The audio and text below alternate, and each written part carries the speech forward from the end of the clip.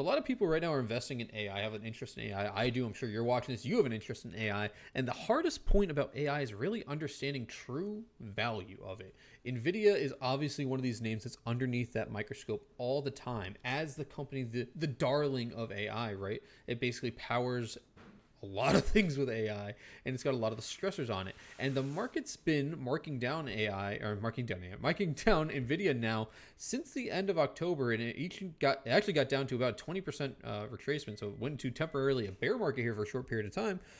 Because I believe the market's really trying to find and understand what the value is for NVIDIA. Now, NVIDIA has fantastic earnings.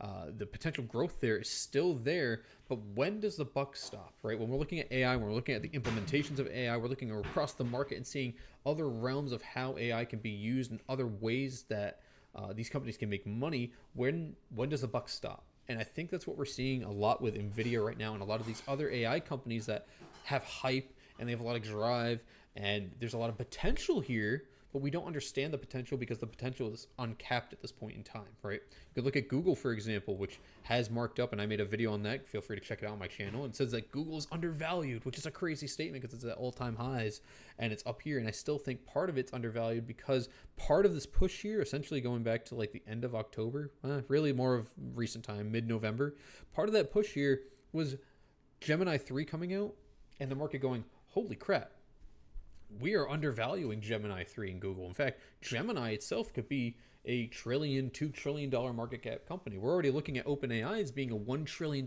company.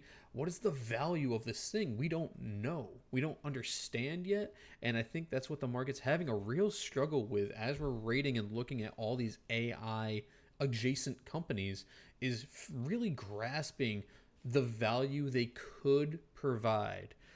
And that's where you hear a lot of people talk about being in a bubble. Could we be in a bubble? Sure. The .com thing was the exact same thing. When .com was around, when we have the internet just making its first foray into existence, what is the potential? We don't understand the potential yet. And that's why we're having a hard time understanding the value. Because when we don't know how far something can go, how do we properly price it?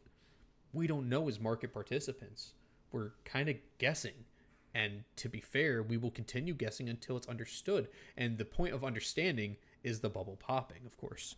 When some of these companies that have no earnings, that have no right to be priced at what they are priced at what they are, when we find out, hey, they don't really have a sustainable business model, they get cut off by the throat. Now, that's not going to happen in NVIDIA or Google, obviously. But speaking in relevance to, or I should say in comparison to the fact of how we're trying to price AI in comparison to the .com bubble. And that's why we're seeing, even when there's a little bit of fear here, especially like in NVIDIA here, where we marked down about 20% here, the market's saying at this point, like, this was the darling, this was the number one stock in the stock market, right? It's the biggest stock in the stock market. It is almost a 10% weight on the SPY. That's how massive NVIDIA is at this point in time. It's getting to the point where we're going, is it getting too expensive now? Finally, right? We've said that when this was down at 50, at 100, 150, and now we're finally going as it reached 200. Is this getting too expensive, right? But we don't know. That's what makes it incredibly hard long term, the next year, 2 years. We'll probably have a good grasp on this in the next 2 years, I think. But at least in the next year or two, really trying to understand these AI-based businesses and when certain things happen, again, like Gemini 3 coming out with Google, and the market gets the ability to grasp it a little bit more firmly, to understand it. That was a little SpongeBob meme there for those of you who understand. But to grasp it a little bit more firmly, we saw the power of Gemini 3. We saw what it can do, right? The opportunity there becomes a little bit more tangible, because when I first tell you artificial intelligence, you can do whatever. You go, how much is whatever worth? I don't know. But when you say, this is Gemini 3, and look, I could build a whole website by typing in a paragraph, then you could think of all the things realistically that can actually be tangibly done. And we're slowly getting to that point. And I think that is the point in time where the bubble pops. So understanding that and learning from the past, right? We're trying to learn from what happened with .com in general. And what happened with .com is you had stupid websites just going up doing stupid things because internet. You're kind of getting the same thing with AI, because AI, right?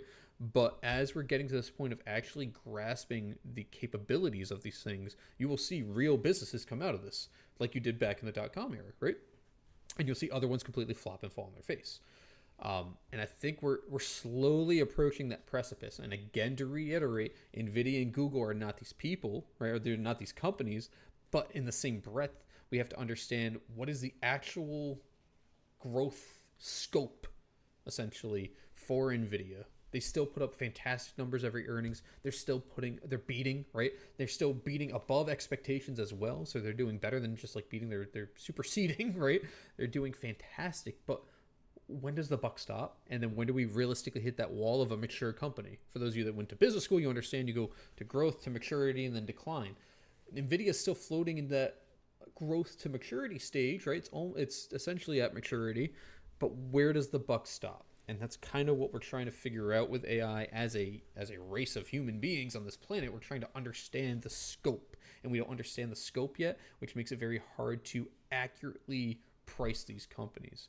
So just a few things to chew on as you're looking at these companies in general. Not that any of them are bad necessarily, but keep in mind to keep an eye on as we see new LLMs come out, as we see new information come out about AI, how the market reacts and which companies specifically react, because that is where I think you'll find a lot of the opportunity.